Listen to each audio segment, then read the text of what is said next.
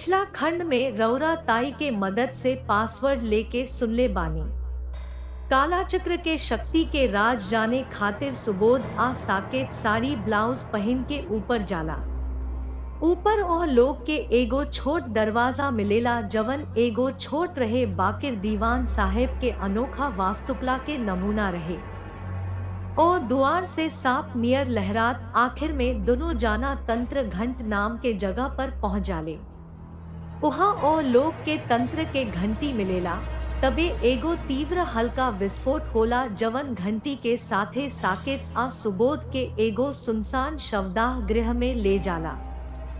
शवदाह गृह में कुछ समय बाद एगो आदमी के आवाज आवेला जवन वहाँ गुप्त ध्यान करत रहे।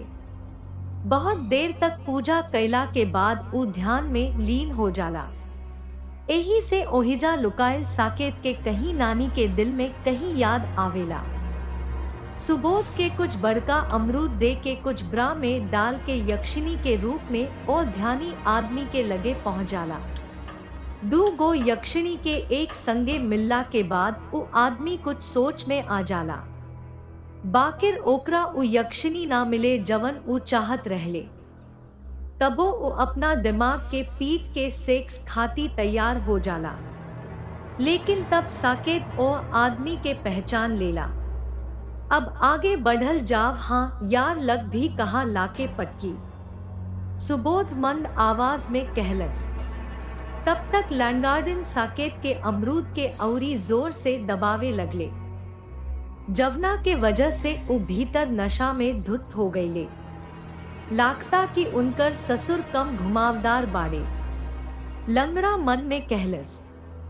एही बीच सुबोध आपन साड़ी के ऊपर उठवली आ उठा के कमर में मुक्का मार के लंगादीन के पीछे आके एंगल बना के जोरदार लात मार देहलस। लंगड़ा कुछ दूर गईला के बाद गिर गई। फिर उठ के कहलस।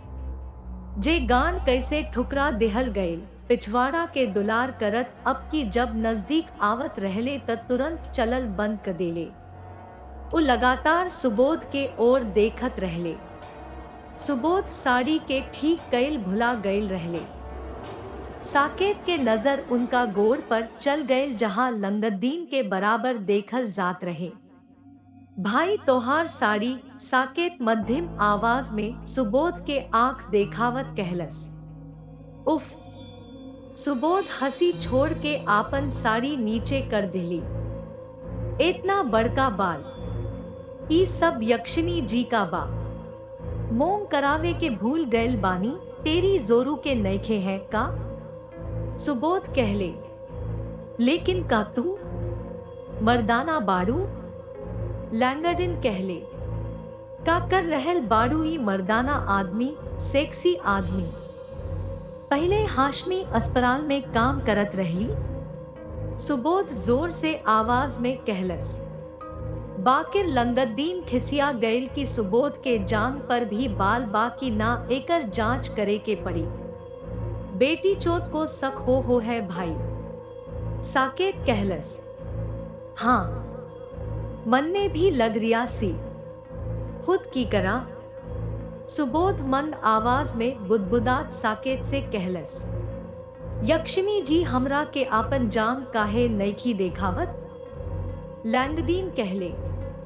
सुबोध के काटे तक खून नईखे जेतना ओह लंगड़ा आदमी से बचे के चाहत रहले। उतने ओकर इंटरव्यू होखत रहे।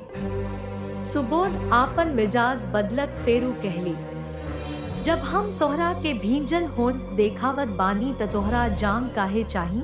सुबोध के उनकर बात के जवाब मिले से पहले ही लंगद्दीन के नजर साकेत के ब्लाउज पर चल गई जवन चीरहरणा एकदम खाली रहे, जबकि दूसरा पूरा तरह से उठल रहे। लंगद्दीन फेरू से पूछ ले। यक्षिणी जी तोहरा छाती के का भइल? वो कहले कि भाई वो असम लोक सेवा आयोग के सदस्य लागतारे, वो सहमत नहीं थन। सवाल के बाद सवाल। अब हम का करी? साकेत ठीक वहां सुबोध के कान में फुसफुसा के कहलस। अब तक एके गो रास्ता बा। सुबोध कहलस। अंडी बूंदी शांडी। सुबोध कहलस, पका बा? साकेत कहलस, तोहार दादी के कसम। सुबोध कहलस। एकरा बाद सुबोध आ साकेत आपन साड़ी उठा के ब्रा से अमरूद निकाल के एक के बाद एक लंगड़ा के देले। लंगड़ दीन के समझ में ना आवत रहे कि का हो रहल बा, एही से साकेत इशारा से ओकरा के नजदीक बोलवलस औरी नजदीक आते ही सुबोध ओकरा के पीछे से पकड़ लेलस। हमरा के काहे धैले यक्षिणी जी, हमरा के छोड़ द, हम दम घुट रहल बानी। लंगदीन कहले। एकरा बाद सुबोध ओकरा के पकड़ के जमीन पर उल्टा कर देहलस। आ साकेत आपन सब कपड़ा उतार देहलस। सुबोध कहले, अब तनी तनी देर ले ऐसे रखले बाड़ू। साकेत भी उहे कैलस। तब तक सुबोध अपना साड़ी के पल्लू फाड़ के लंगड़ा के हाथ गोड़ ओकरा कपड़ा से बांध देले।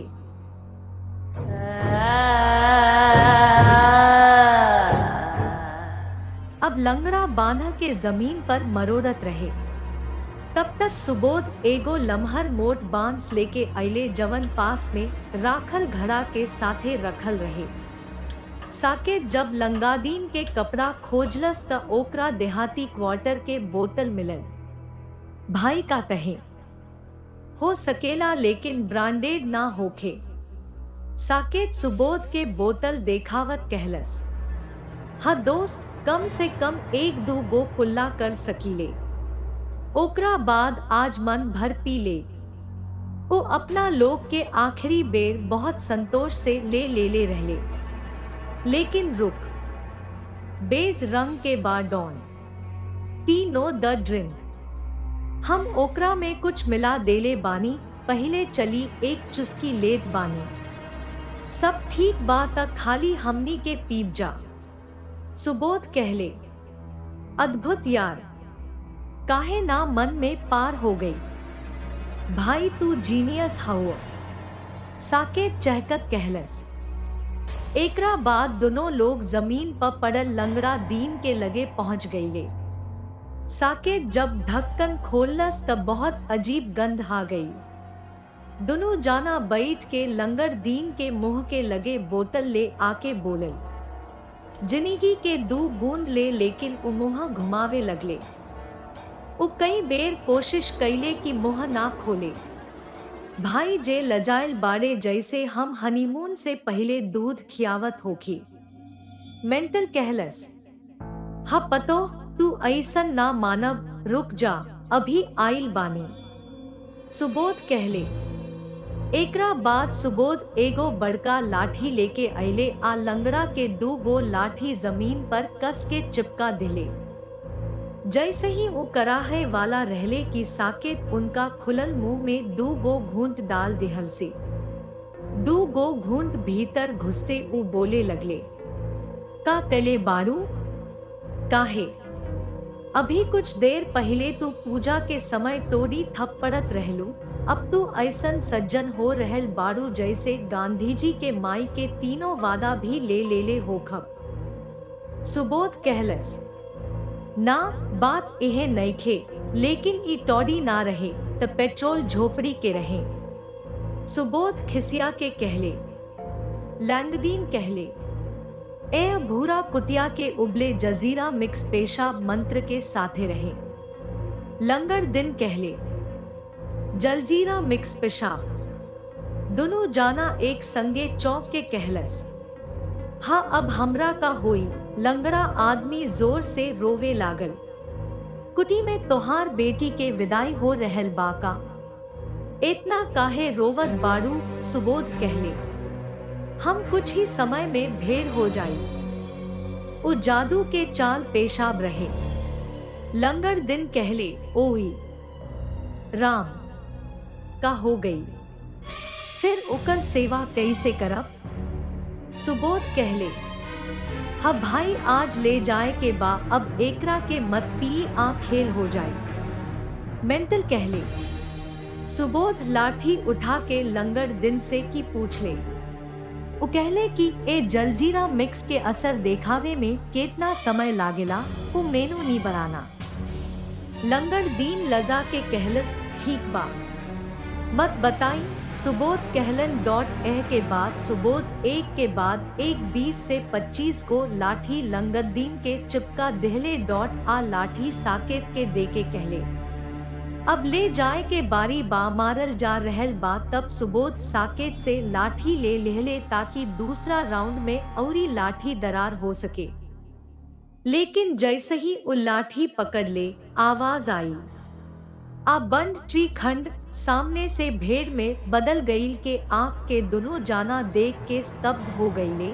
लेकिन लंगड़ दीन सही कहले रहले, भाई वो चल गईल बाड़े, अब हमने के का हुई। साकेत कहले हाँ यार, वो केशु भौजाई सही कहले रहली, यहाँ जादू होला।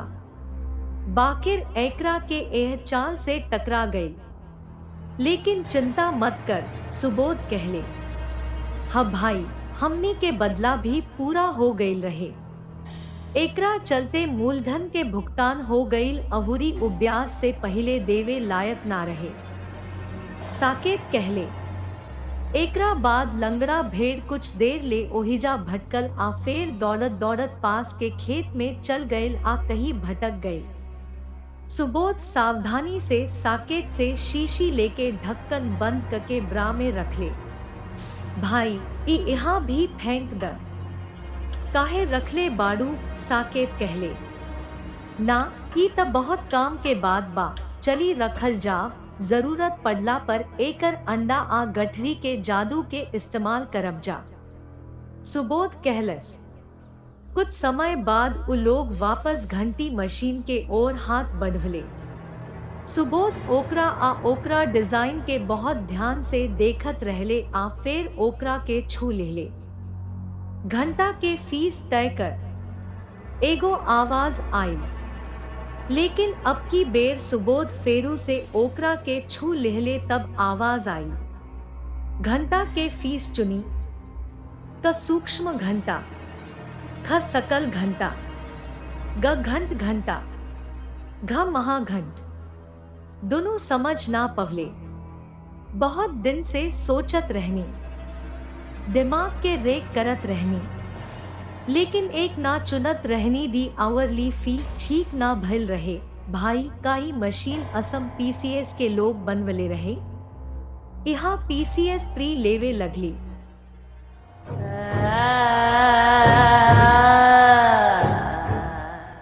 साकेत कहले ना, केबीसी के लोग बस एकरा में लाइफलाइन देवे के भूल गई।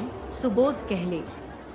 सुबोध आगे कहले, मित्र हम कवनो तर्क के बारे में ना सोच पावत बानी की कवन विकल्प बोले के बा। अगर हमनी के गलत हो जाइब जा त हमरा इहो नइखे मालूम कि हमनी के कहा जाइब। अहुरी जदी हमनी के अपना घरे लवटल चाहतानी त इहे एकमात्र तरीका बा। हमार इच्छा बा हम जल्दी ना खेले रहती। निश्चित रूप से कि मुई पपोरी के घंटी मशीन चलावे के तरीका मालूम रहे। अगर रवा ओ 12 गो खदान में राखल चीजन के ना छूले रहती त रवा इतना चिंता ना करे के पड़ी। भाई जवन कुछ भी भइल रहे, पपोरी खुल के सब बात करेली। काओ हमनी के कुछ बवली, खाता भी निपट गईल बा। साकेत कहले, हाँ तू सही कहत बाड़ू, लेकिन अब हमनी के कैसे निकलब जा। सुबोध माथा टक्कर मारत कहलस। एकरा बाद सुबोध साकेत से कहले, वो कहले कि देखी कि हमनी के बेसिक फिजिक्स से समझेनी जा त इस सूक्ष्म में बहुत छोट होई, लेकिन जदी हमनी के ग्रॉस पर चुनी जा तब बेसिक रूप में के जाने फेरू से ओही सकल भौतिक स्थान पर वापस जाइए। बाकिर यार ई घड़ी घंटी आ बड़का घड़ी आजो ना बुझाई, लेकिन अगर एलिमिनेशन मेथड से चलब तो स्टूल घंट सही विकल्प बा। पर भाई माइनस मार्किंग हो गई गलत ऑप्शन की तो या मेंटल कहलस। बेटी चोद ये तुझे यूपीएससी लागे है, नंबर ना काटब त राज्य हो जाए। सुबोध कहले, ठीक बा, तब डाल द जब रउवा खाली सब घंटी जानत होखम। साकेत कहलस। एकरा बाद सुबोध हिम्मत से घंटी बजा देहलस।